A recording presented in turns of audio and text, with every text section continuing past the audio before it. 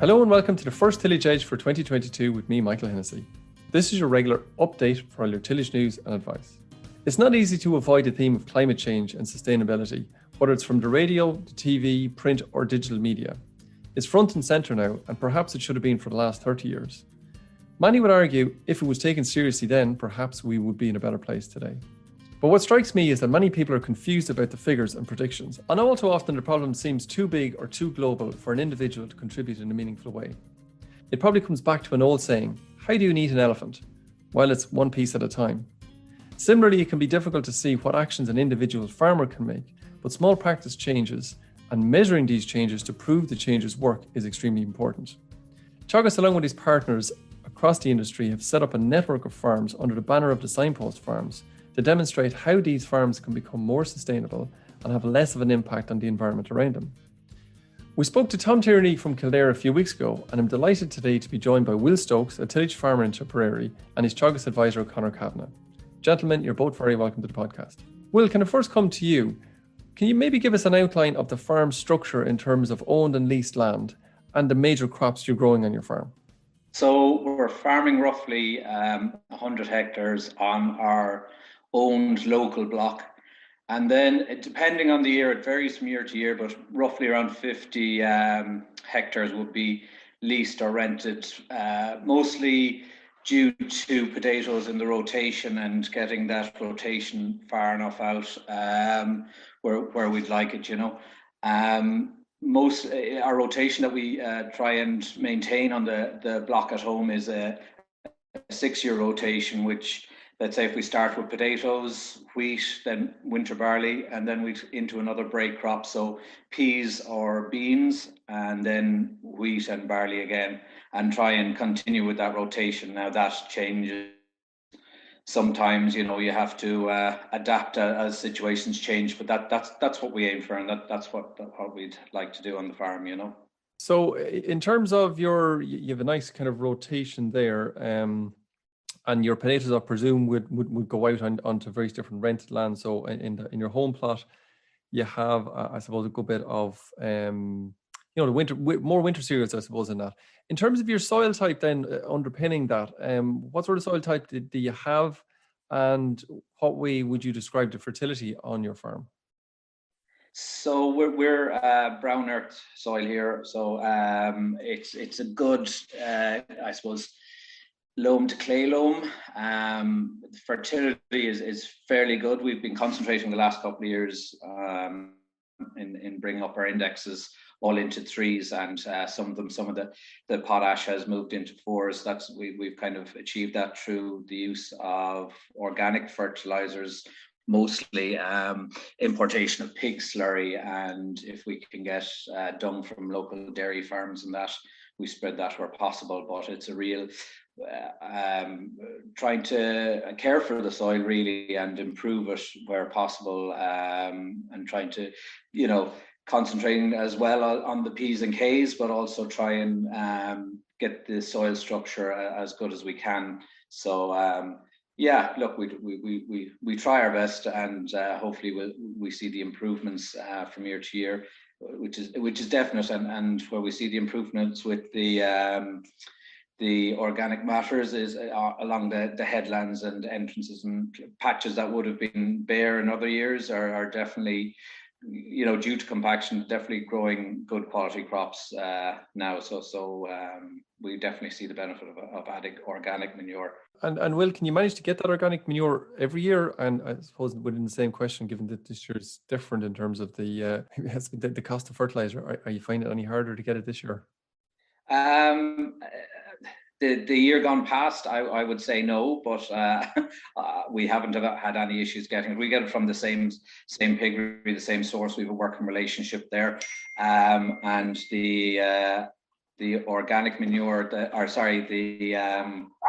the dung then comes from a couple of dairy farmers in the locality that kind of,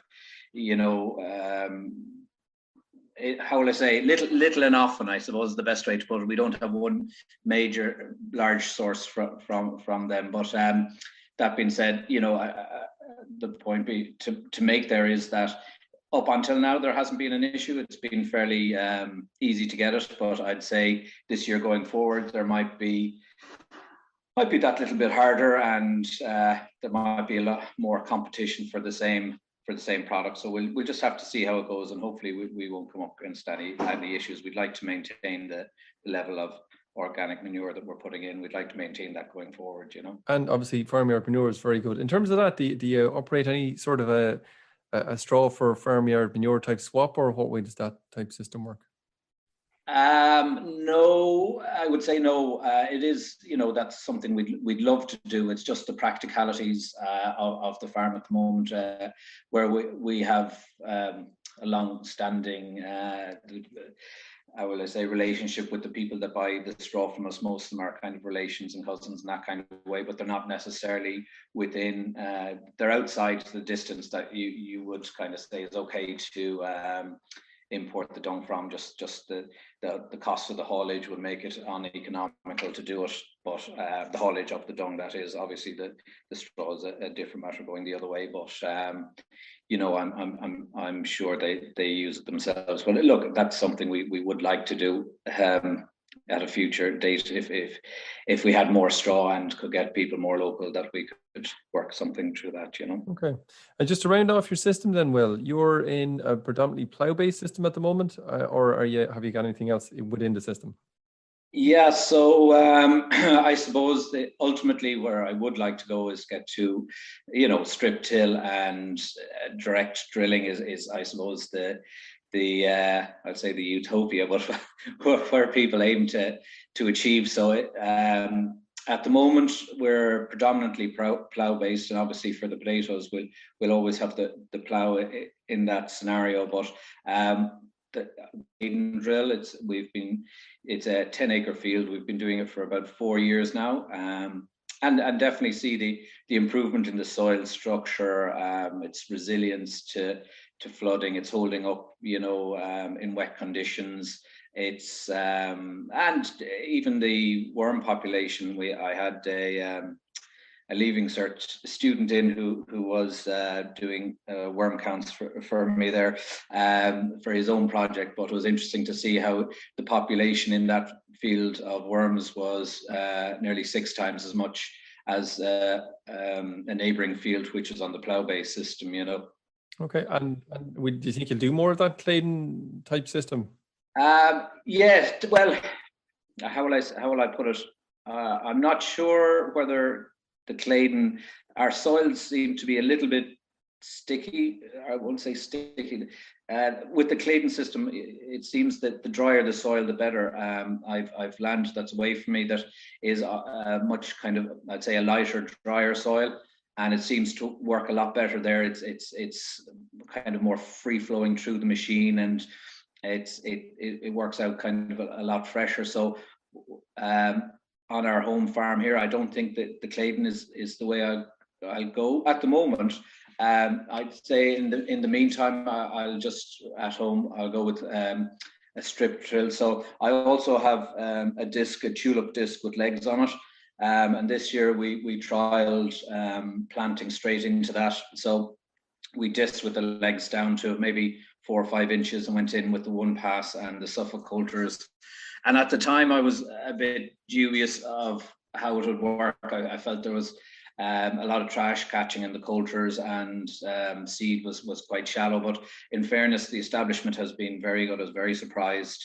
I'm very happy with it. But that being said, we would probably change maybe to a disc drill where I can control a little bit better the seed depth in a trashy situation where the disc will get down that bit better. So that's the step we'll make now, and we'll see how we progress with that. I wouldn't definitely not rule out the Claydon. I think it's a very good system and a very good drill, and I was very impressed with it. But I think my soils might be a couple of years away before getting to that situation, Well, I think, as everybody says, Will, it's a learning curve. I think once you start to go away from the plough, as the plough is just so flexible. Conor, could I come across to you maybe just for a second? Conor, you're farming, obviously, Will, as a tillage advisor, but you're also farming a lot of other farmers across Tipperary. How similar do you think Will is to other farmers in his area in terms of the practices that he's doing? Yeah, well, Mike, look, I suppose in some instances, Will be quite similar to farmers in terms of similar soil type than a lot of South Tipperary.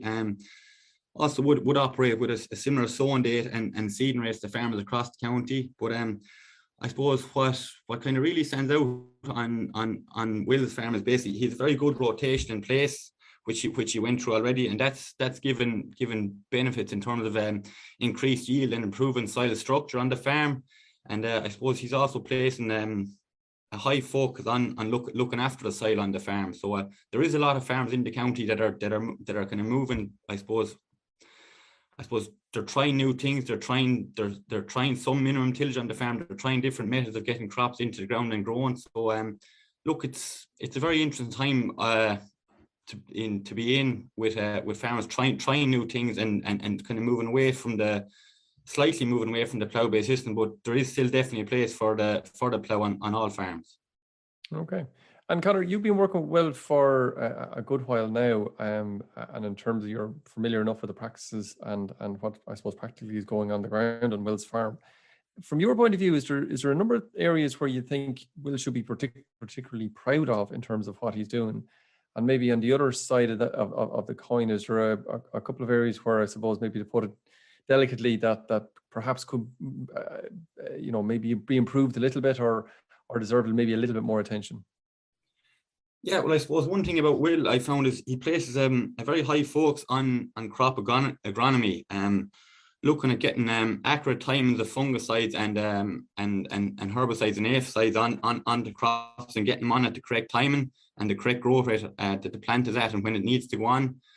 I suppose he's very good to monitor the soil and look after the soil on the farm, and also any areas that are down close to water courses. I've had Claire Mooney, who's the ASAP advisor out on the farm, and she was very impressed with the buffer zone and any margins on the water. There is margins left from every field that he is looking after. I suppose the water quality around the farm and in the environment. I suppose in terms of things that could be improved, I suppose look, as Will said himself, soil samples there that he is importing organic manures. He's using organic manures on the farm. I suppose he got the whole farm has been GPS sampled in the last 2 years, and I suppose just working more on targeting the organic manures on, say, the lower index fields, the fields that are kind of indexed 1 and 2 for K, if there is ones on the farm, and target organic manures to them fields would be it's something that he's definitely looking at going forward after GPS sampling the whole farm. And Will, can I come back to you then just in terms of that GPS side of the house? You've done that obviously to get a better handle on what's in the farm, but are you in a position to utilize variable spreading, or is that the direction you're going to go?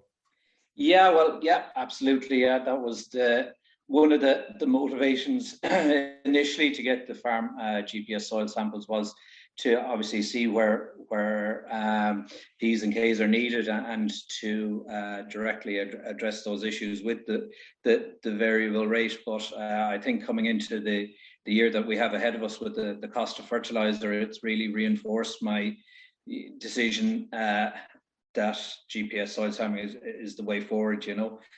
I know the cost of sampling might increase maybe 3 or 4 fold, but that's only pittance compared to the cost of the savings in relation to the cost of savings and what you'll save from having the soil samples. I'll see, instead of blanket spreading, I'll be saving tons of fertilizer by direct P's and K's.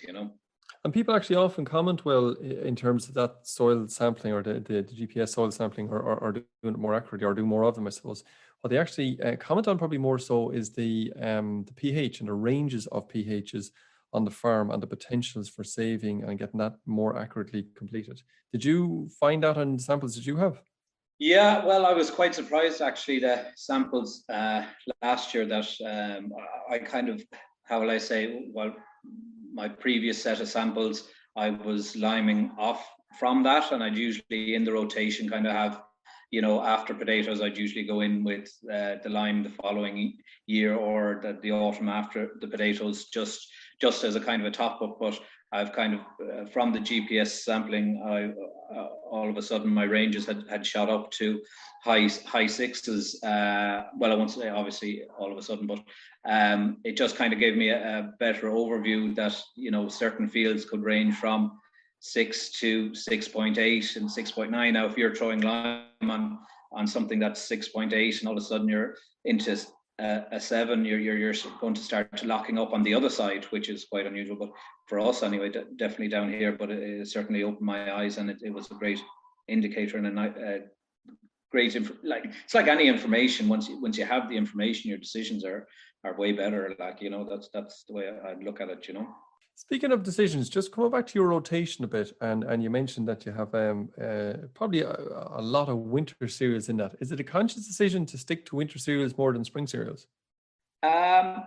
Yeah, in fairness now, as part of the rotation, you know, the spring crops, the peas and the beans and the potatoes, I put in cover crops. And with that, my thought process also having winter crops in is that the ground and the soil is covered over the winter period. You know, that's just, I suppose, from a soil improvement side, but then financially, obviously, the margins are better on winter crops. And at the end of the day, for me anyway, at the end of the day, that's ultimately, I'm running a business and I want to improve my profits where possible, you know. I think that's very important, is right. In terms of winter wheat it's in there, certainly I suppose down your part of the world and maybe a little bit further south, the amount of winter wheat that's been sown over the years has dwindled, and I suppose because people are finding it a little bit more difficult to control disease.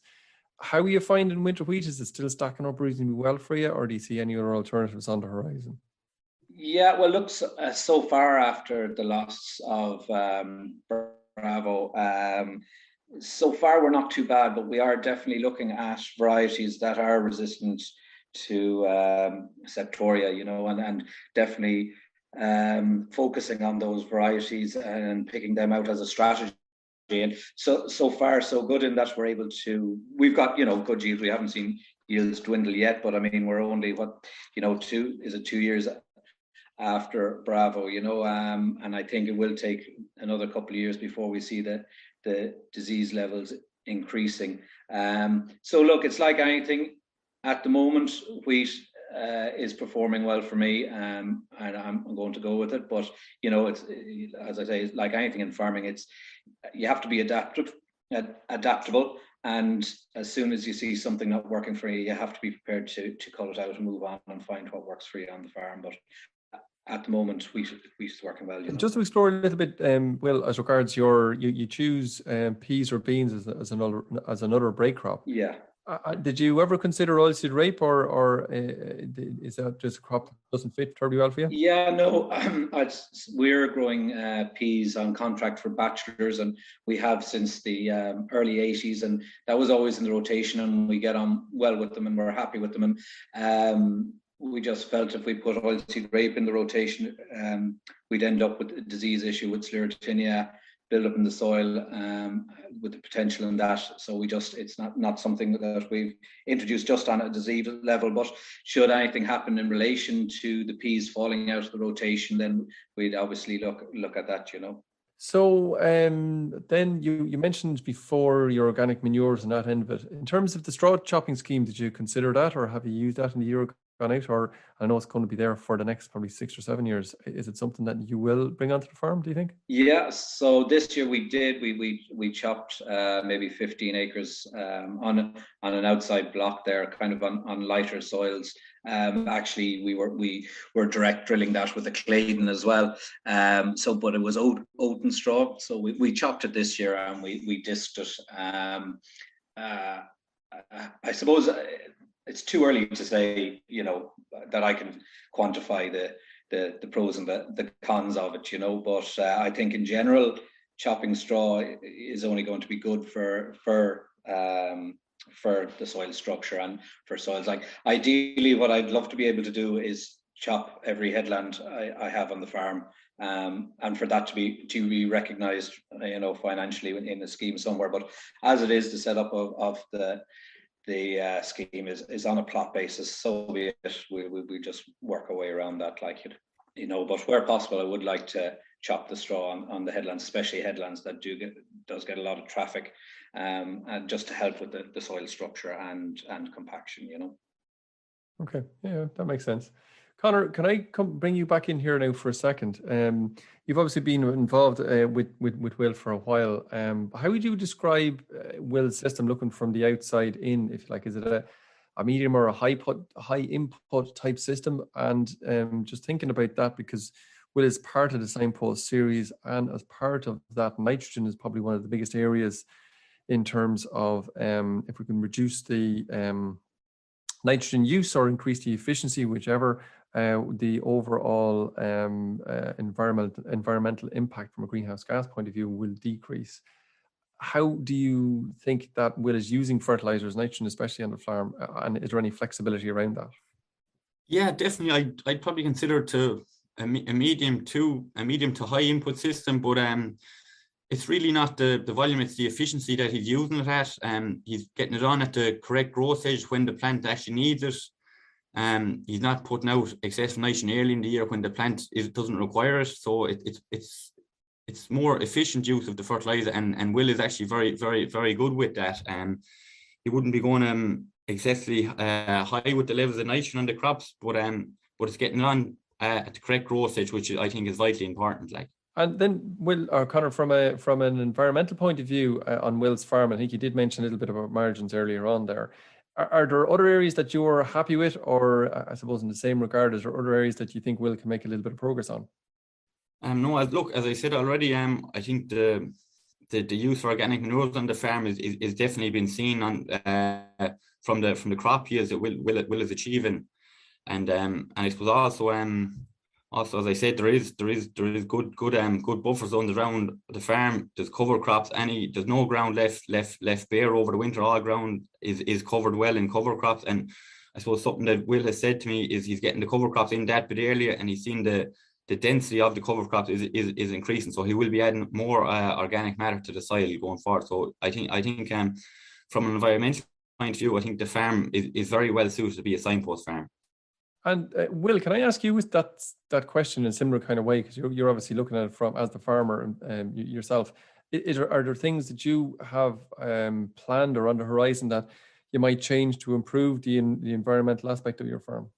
Yeah, I suppose we're part of, the farm is kind of a legacy of long-term or continuous tillage for a long time. We have a few grass banks and areas like that I kind of look at it and kind of go, well, I could put a hedgerow in there, or I could put trees in there, and that's really what I'm kind of aiming for, looking at that every year I put in, maybe 100 meters or 200 meters of hedgerow, replacing what was there in the past, really, I suppose, and trying to maximize maybe what carbon sequestering I can do on the field margins as well, so.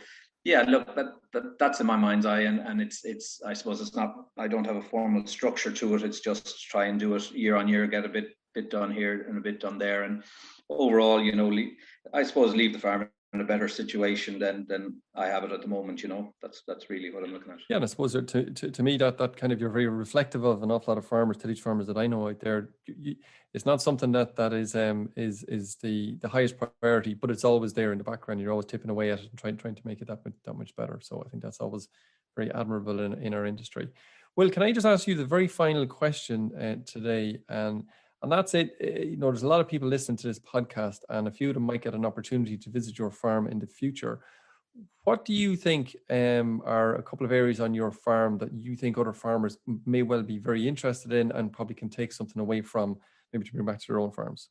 I suppose the transition that I'm going through at the moment in relation to going from the plough-based system to the non-inversion system, and hoping to get to a point where we're doing as little disturbance with the soil as possible.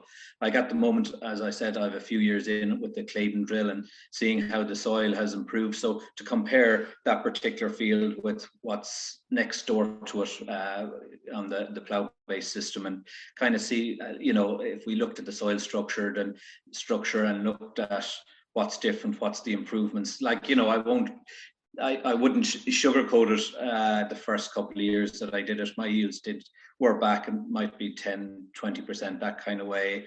I would say 50% is the soil, 50% was decisions that I made that, in the learning curve, that's what you do, is you make decisions, right or wrong, and hope that the decisions aren't too far wrong, but you learn and you move on, and that's probably what I would like to contribute to people, is my experience of what I've done so far, and to help people, I suppose, bypass those wrong decisions maybe, and make their own wrong decisions, and move on from there. Well, thank you very much for your time, and Conor, thanks for your time as well. I'm delighted that you could join us on the first podcast for 2022. So thanks very much, gentlemen, and hopefully we can chat to you again maybe during the year, and maybe catch up with you to see how your farm is going. Thanks, guys. Thanks, Michael. So that's it for the first Tillage Edge 2022, and my thanks to Will and Conor for joining me today. Also, a huge thanks to all the listeners who tuned in for 2021, and I hope you will continue listening for all of 2022. If you have a suggestion about a topic you would like to hear more about, please drop me a line on michael.hennessy@teagasc.ie or through Twitter @teagascrops. So do get in touch. Finally, don't forget, if you enjoyed the podcast, and recommend it to a friend or colleague. And as always, rate, review, and subscribe on Apple Podcasts or Spotify so you never miss an episode. And for more information, go to teagasc.ie. I'm Michael Hennessy. Thanks for listening. I'll be back next week with more tillage news and advice.